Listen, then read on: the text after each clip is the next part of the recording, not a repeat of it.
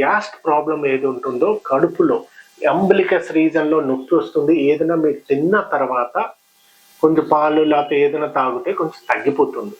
So ఈ heart attack ఏది ఉన్నదో, ఈ గ్యాస్ట్రిక్ ఏది ఉన్నదో దీంట్లో చాలా డిఫరెంట్ ఉంటాయి. గ్యాస్ట్రిక్ ప్రాబ్లం ఏది మీకు రెగ్యులర్గా వస్తుంటుంది, ఏదైనా తిన్నా తగ్గిపోతుంది, కానీ దాంట్లో ఆయాసం రాదు. చెమట్లో ఎప్పుడెప్పుడు వస్తుంది కానీ ఆయాసం రాదు.